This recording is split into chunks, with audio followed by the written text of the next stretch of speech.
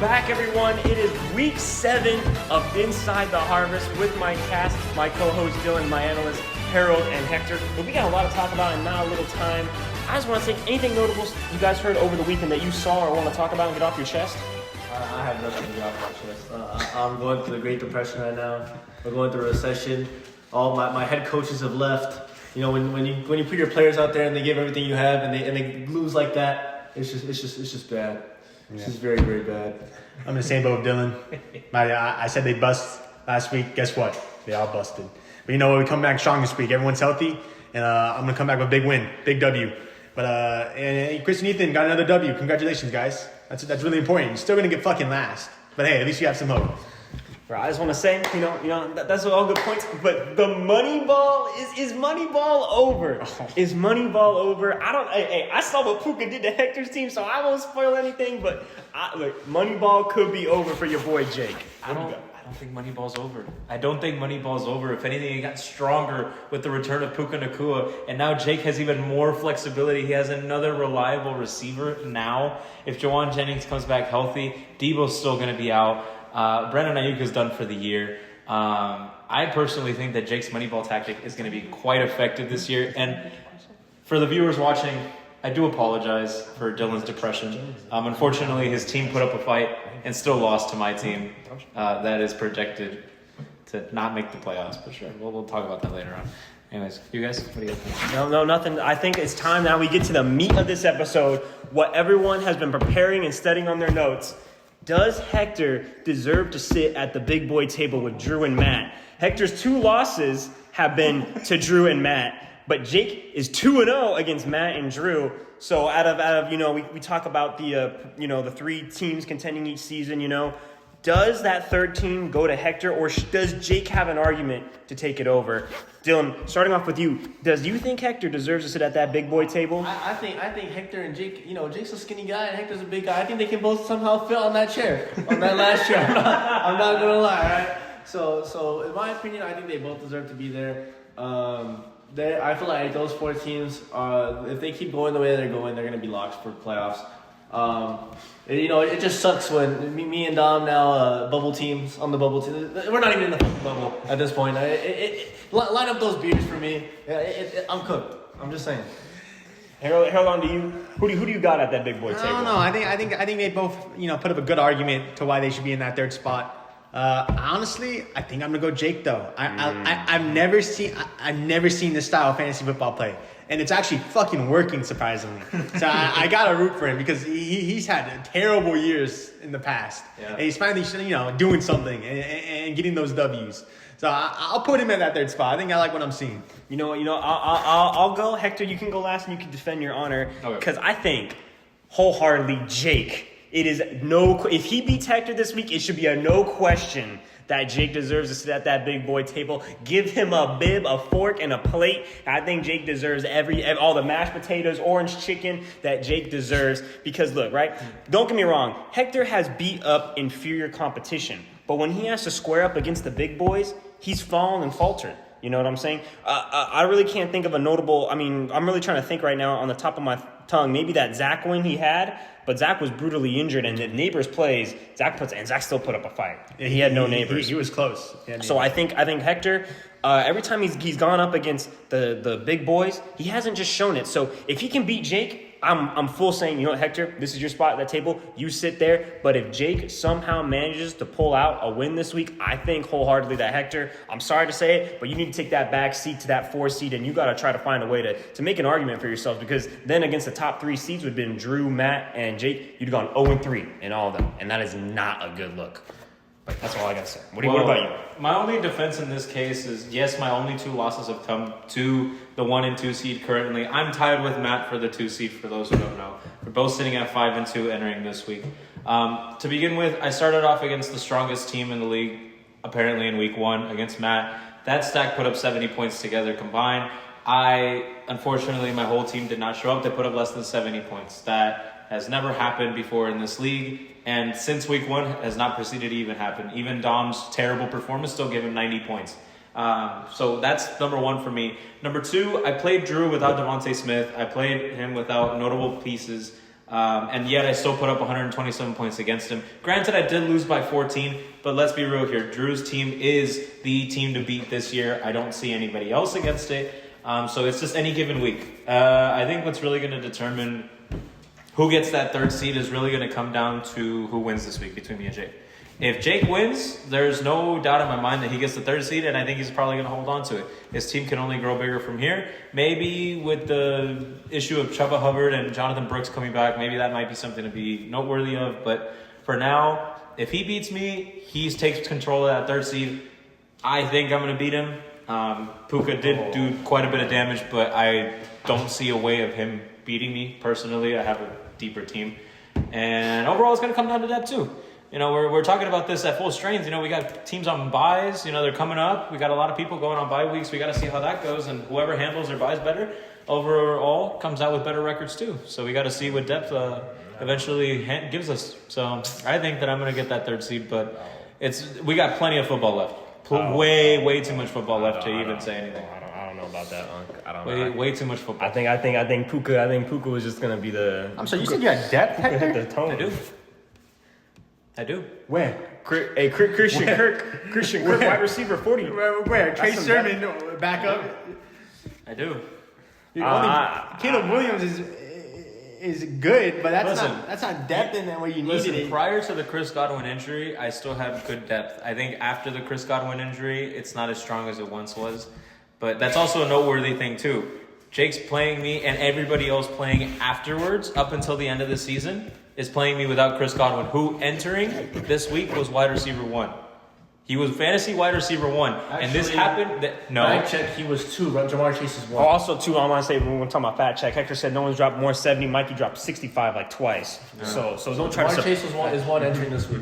Well, he, like I said, Chris Godwin was going to be a top 3 fantasy receiver for the rest of the season. I lost him. It's a repetition of what happened in 2022 with Cooper Kupp. Of course, Cooper Kupp, was on pace to be another Triple Crown winner, but.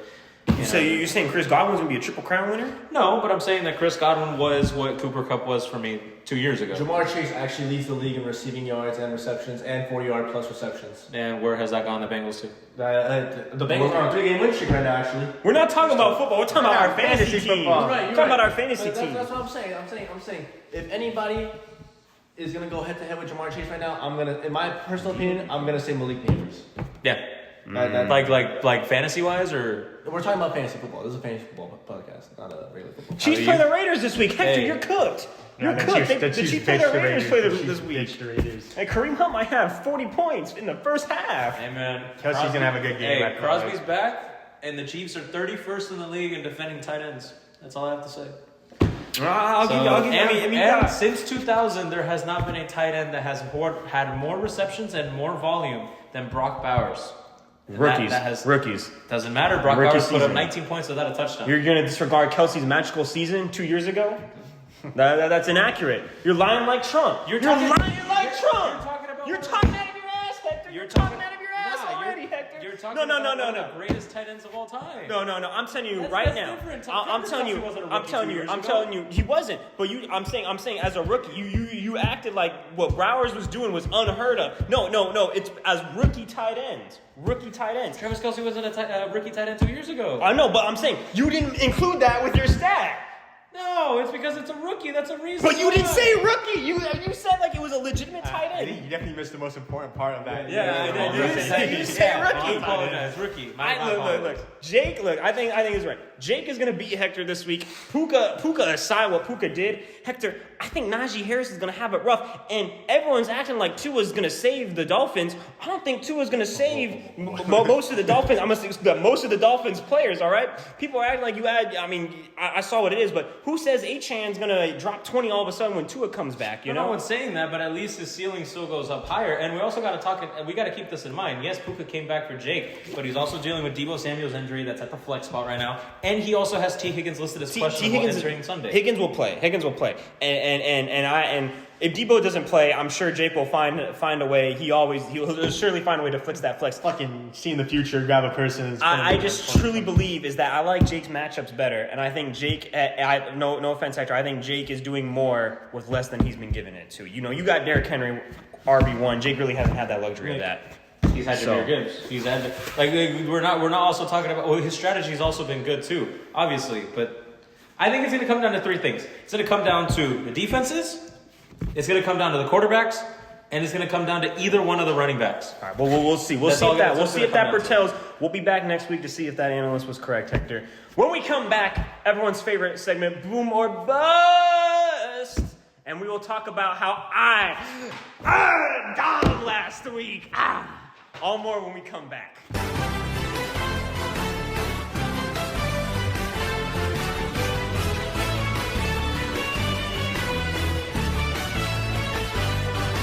You do your job. I do my job, And you do it well. and I try to do it well. No, you don't try. You do I it. do it. That's all. They run out of time in the end, and the offensive coordinator, Dorsey.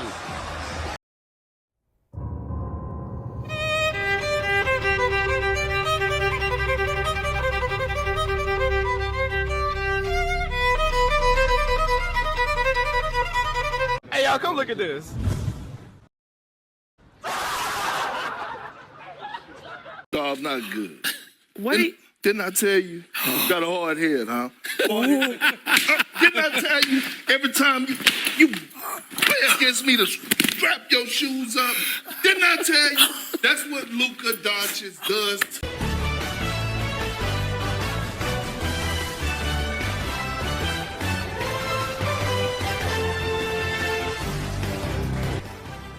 Welcome back from our live studio in Atlanta. It's now time for everyone's favorite game, Boom or Bust. On the screen here is the current outcome of a Boom or Bust right there. Soak it up in all its goodness. But now that we're back, starting off with you, Dylan. Each week, Dylan, who do you have busting this week, Dylan? For my bust, I'm gonna go with Terry McLaurin. You know, no Jaden Daniels. He's out? Yeah, Jaden Daniels out. And I have two words for the audience: Jalen Johnson. All right. Terry McLaurin is about to be held to 3 catches for 26 yards, no touchdowns, 19 targets, and only 3 catches. Look it right here. Listen, we get it. All We get it. You're depressed. It's okay. My boom player is gonna be Jaden Reed. I'm going Jaden Reed. I am sorry, Harold. They're playing. The Packers are playing the worst defense in the NFL right now in the Jacksonville Jaguars. I just think Jordan Love just lets it fly, you know. And I predict that Jaden Reed will catch a 50-yard touchdown from Malik Willis after they're beating them by 30 points. Book it right here. Let's go. And on that one note, Harold, Boom or Bust, who do you got? My bust player of the week. I know it hasn't gone well when people say he's gonna bust, but I believe he is gonna this week. Amon-Ra St. Brown. Amon-Ra St. Brown. I know it's a bad track history when people say he's gonna bust because he always performs, but not this week. Not this week. That's ridiculous. And then my boom player of the week. Sorry, Hector. It's gonna be Kelsey. Travis motherfucking Kelsey. The Chiefs dick on the Raiders every single year, and I think Kelsey's just gonna have a fucking game. He's been a little quiet. I think he's gonna finally, have a good game this week and just put Hector in the 4th seed because you don't deserve that 3rd seed right now. We'll see. Time will tell. I'm going in my crystal ball. Ooh, it's telling me this week. What is it? Najee Harris is busting all over the walls this week.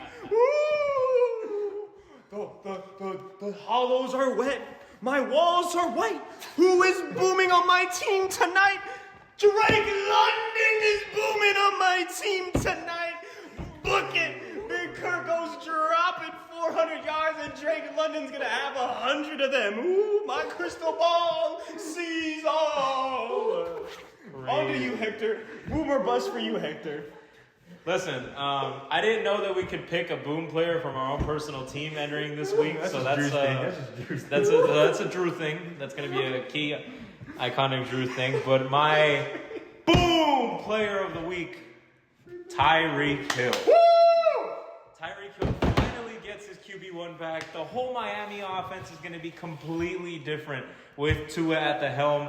He faces Arizona. Arizona has only gotten into shootouts, and that's only favorable for 3 people on the Miami Dolphins: Waddle, Hill, and Achane. There's only 3 people that are going to succeed from that, and especially with Tua comes back and he's healthy, I don't see a reason why Tyreek Hill can't drop more than 22 points this week.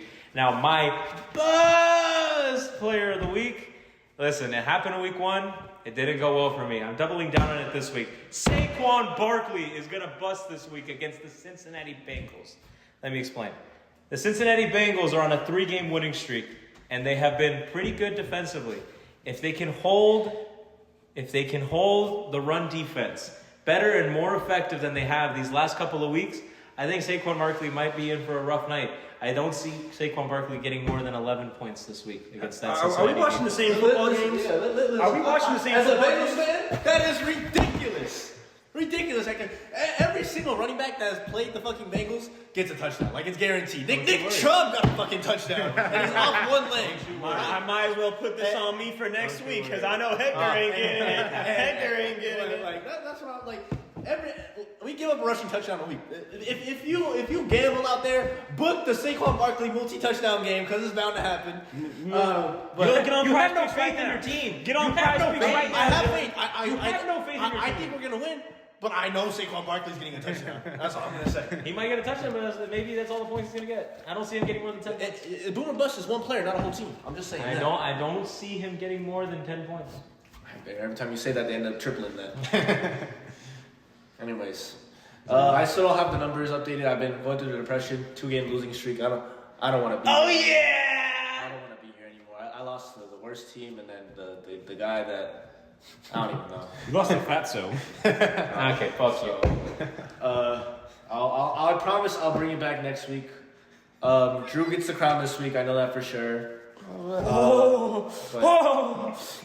My dark aura! But yeah, that's it for Inside the Harvest. We'll be back next week. Halloween special. Wait. I think Drew wanted to celebrate the dickening of Dom. Hey, Dom, I know you're out in Vegas gambling away, Dom, but hey, Dom, I just want to say, Dom, have you checked our ESPN record? I am 5-0 against you. You know what that means? How many times do I gotta teach you this lesson? Bend over and take it, Dom. When we play in week 12, I'm gonna cap the sweep and I'll get a broom out and everything. Zippity doo-dah. Alright, that's it. Goodbye, Audience, everybody. I do apologize for the depression of Dylan. I do apologize for his depression because he can't beat me. Oh shit. He can't beat me. I think we're like even a record. He can't beat me. So I say, don't worry, Dom. I'll put him in his place. You know, I'll bring down the top dog. Hey, Right? you know I what? got you, I'm Dom. going for the gauntlet. Hector, have you played Dom yet? No. Not yet. You know what I see? Hector hasn't played him yet, but I see 1, 2,